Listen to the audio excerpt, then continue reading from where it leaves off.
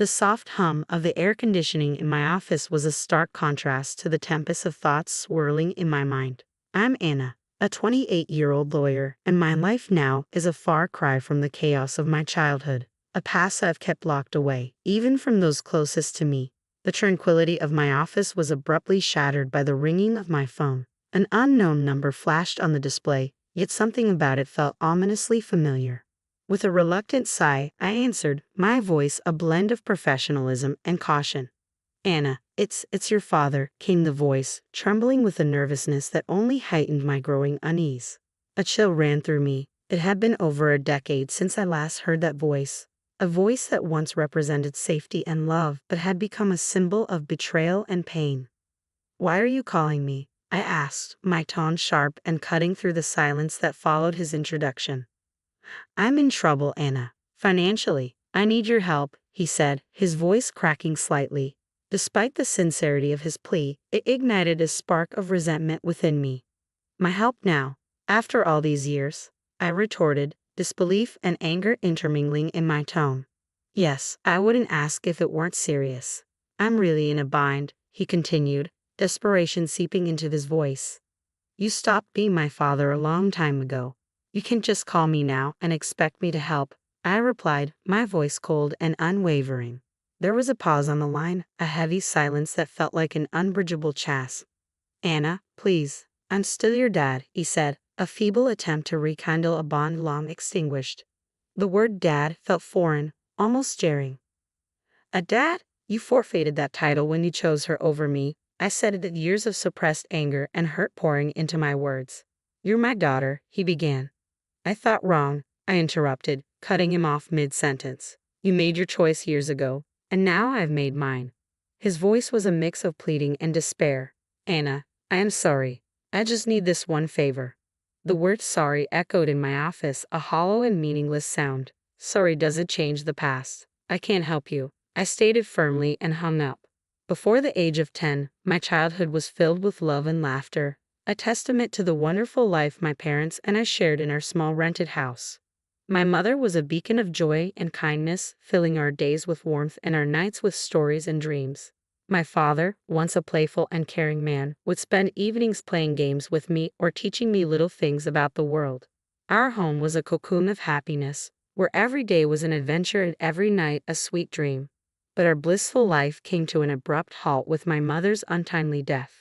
The house that once echoed with laughter and love turned into a silent mausoleum of memories. I remember walking through the rooms, each corner a stark reminder of her absence. The loss was unbearable, not just for me, but for my father too, who had lost the love of his life. Yet his grief seemed to diminish quickly, to my confusion and dismay. Within a few months he brought home Marissa, a woman who was to play a significant role in our lives. I recall the day he introduced her, a day that marked the end of my cherished childhood. Anna, this is Marissa. She's going to be staying with us, my father announced one evening, his voice devoid of the warmth I was so accustomed to. I looked up at her, hoping to find a hint of motherly warmth or friendliness, but found none. Her presence was imposing, her gaze cold and calculating from the very first moment.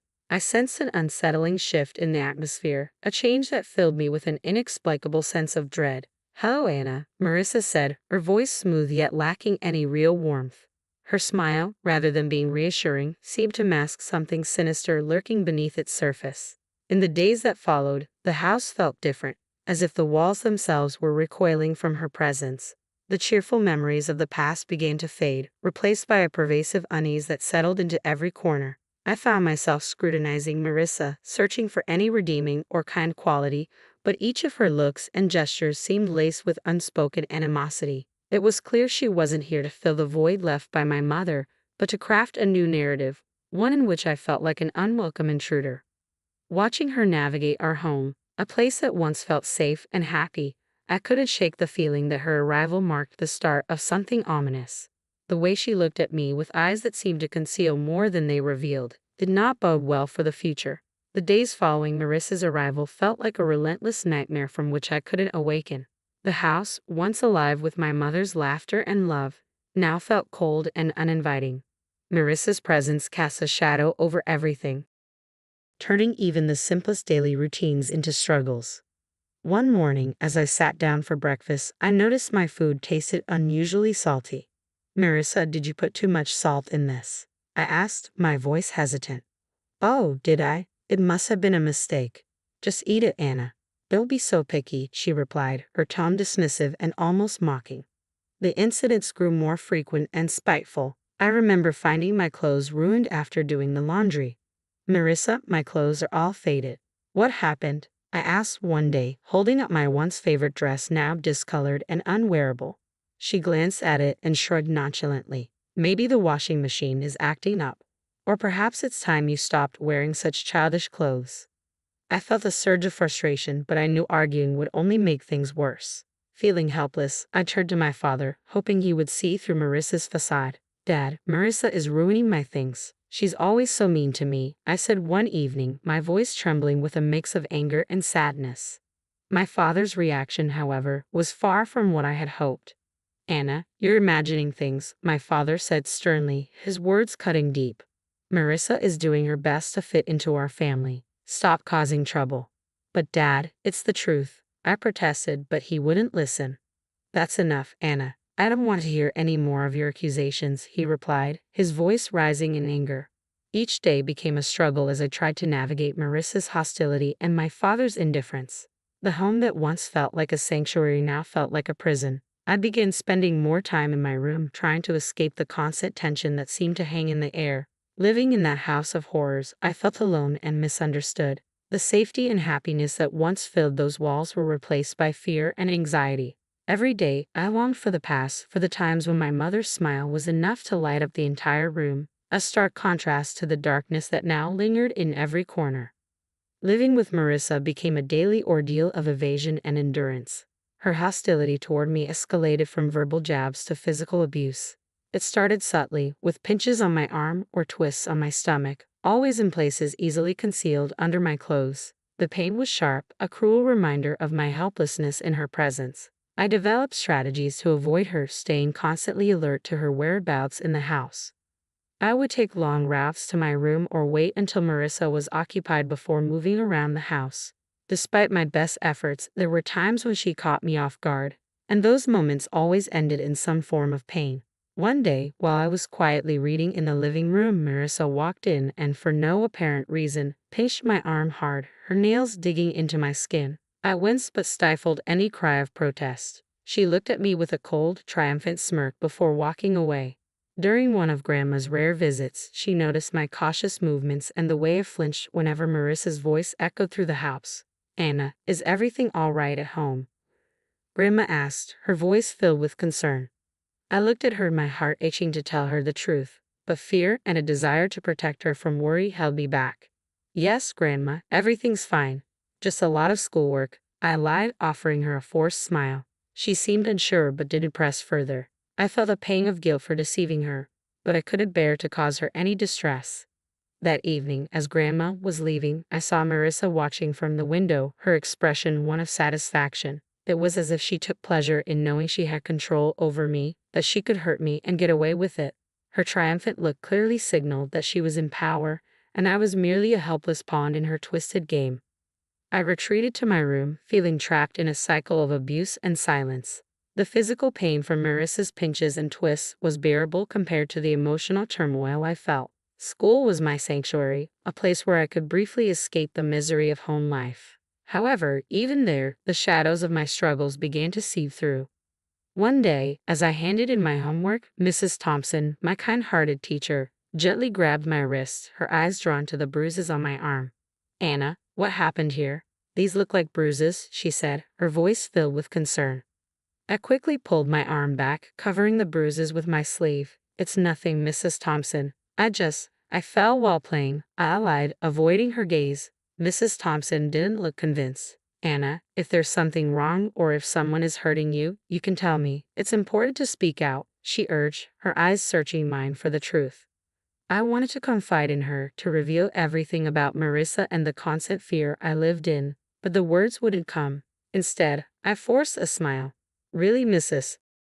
Thompson, I'm fine. It was just a silly accident. She gave me a long, thoughtful look before nodding slowly. All right, Anna, but remember, my door is always open. "You're not alone," she said, offering me a reassuring smile. I nodded, feeling a lump form in my throat. Mrs. Thompson's kindness made it even harder to maintain the facade that everything was okay. As I walked home that day, her words echoed in my mind. I felt a mix of gratitude for her concern and a deep sense of loneliness from carrying my burdens alone. The thought of revealing the truth about my life at home was terrifying. I feared what Marissa might do if she found out I had told someone. That night at dinner, I was quiet, lost in thought about Mrs. Thompson's offer to help. Marissa noticed my silence. "Why so quiet tonight, Anna? Cat got your tongue?" she asked in a mocking tone. I just shook my head and continued eating, trying to make myself as small and unnoticeable as possible. After dinner, as I lay in bed, the reality of my situation felt more overwhelming than ever. Mrs. Thompson's concern had shown me that people did care, yet the fear of what revealing the truth might bring kept me silent. I was caught between the desperation to confide in someone and the fear of Marissa's retaliation, a precarious balance I navigated every day. The day Mrs. Thompson decided to involve my father was filled with anxiety and dread. I sat nervously in the principal's office, fidgeting as I waited for him to arrive. When he finally walked in, his face was stern, his eyes betraying a mix of irritation and embarrassment. "What's this about, Anna? Why am I being called to your school like this?" he demanded, his voice sharp. I glanced at Mrs. Thompson, hoping for some semblance of support. Swallowing hard, I tried to find my voice. "Dad, Mrs. Thompson saw the bruises." I stammered, feeling the weight of his gaze on me. Before I could explain further, he interrupted, his anger palpable. "Bruises? What are you talking about? Are you making up stories again?" Mrs. Thompson stepped in, her tone firm yet calm. "Mr. Smith, I'm concerned about Anna's well-being. The bruises on her arm don't seem accidental. We need to address this." My father's face darkened with fury. "She's perfectly safe at home. Anna, are you spreading lies about our family?" He turned toward me, disappointment clear in his eyes. The tears I had been holding back began to spill. "It's not lies, Dad. Marissa, she's been hurting me," I managed to choke out, the truth finally surfacing. His reaction was one of complete disbelief. "Marissa? That's ridiculous. She's been nothing but kind to you. I won't have you slandering her with these accusations." "But Dad, it's the truth," I cried out, desperate for him to believe me. He stood up abruptly, his patience worn thin. "Enough of this. Tell Mrs. Thompson you made it all up," he ordered, his voice cold. I turned to Mrs. Thompson and with a heavy heart repeated his words. She gave me a nod but remained silent. Upon arriving home, my father didn't speak another word. He locked me in my room. Through the door, I could hear Marissa's voice dripping with false concern. "I told you she's just seeking attention," she said. Sitting on my bed, I felt a profound sense of isolation and despair. The one person I thought I could always count on had turned his back on me. The walls of my room, which had once felt like a personal haven, now felt like the walls of a prison. I lay there thinking about everything that had happened. The physical pain of Marissa's abuse was nothing compared to the emotional torment of being disbelieved and punished by my own father. It was a harsh realization that the person who was supposed to protect and love me unconditionally was now the source of my deepest pain. The days following my confinement were among the darkest I had ever known. I had never felt so trapped and utterly alone. Realizing my only hope was my grandmother, I found a glimmer of courage. She had always been kind and loving, but I had never dared to burden her with my troubles at home. One evening, when I was sure Marissa and my father were occupied, I mustered the courage to call her. My hands shook as I dialed her number. "Hello." Her familiar, warm voice came through the phone.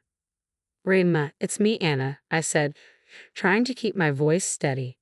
"Anna, my dear, how are you?" she asked, her tone filled with genuine concern. Tears welled up in my eyes. "Rayma, I need help. Can I come and stay with you for a while?" I asked, the words tumbling out in a rush. "It's Marissa, she's been hurting me, and Dad won't believe me. I don't know what to do." There was a moment of silence on the other end before her voice, full of resolve, responded. "Of course, my dear. You come right over. I'll take care of this." The next day, my grandmother arrived. Though she was small in stature, her presence was commanding. She confronted my father with a strength that surprised me. "John, I'm taking Anna with me. She's not safe here," she declared firmly. My father, taken aback, tried to protest. "Mom, you can't just take her. She's my daughter."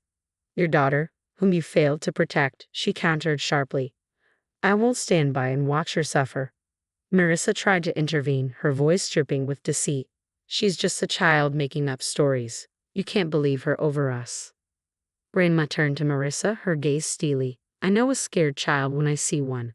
Anna is coming with me, and if you try to stop me, I'll take this matter to the authorities.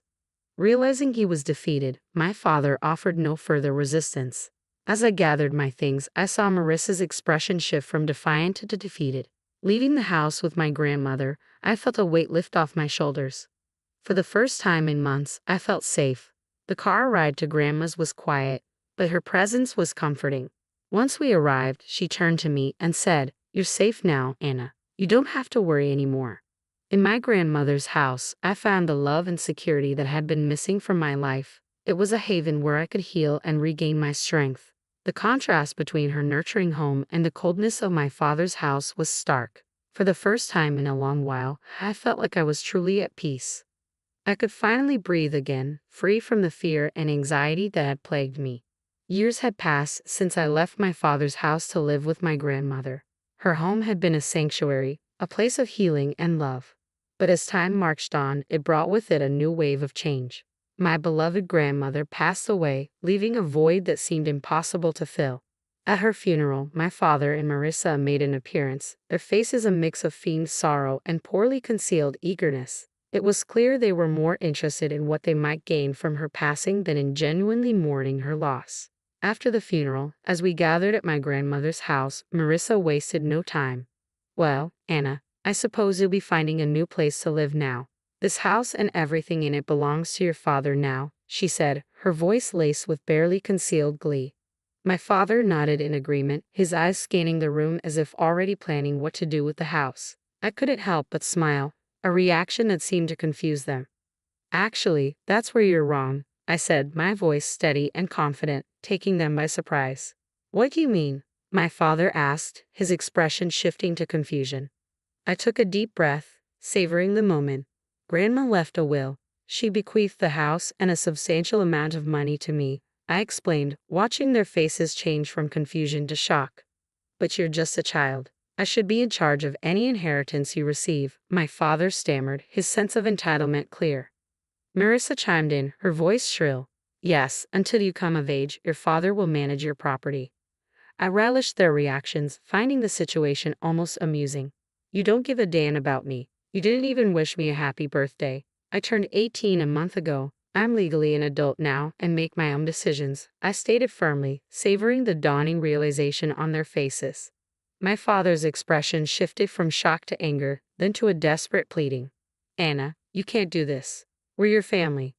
I looked at them, memories of my childhood flooding back. You stopped being my family a long time ago, I said, my voice steady. Marissa stepped forward, her tone now begging. At least let us stay in the house. We have nowhere else to go. We haven't extended the lease of our house. I shook my head. This is my house now. You'll need to find somewhere else. As they left, the weight of years of pain and neglect seemed to lift from my shoulders. I stood in the house that was now mine, a house filled with memories of my grandmother's love, and felt a profound sense of closure. The echoes of the past still stirred within me, and as I sat there with the phone in hand, I felt a tumult of emotions, anger, betrayal, and a deep sense of injustice. Yet amidst it all, there was also a sense of strength, a reminder of the resilience that had carried me through the darkest of times.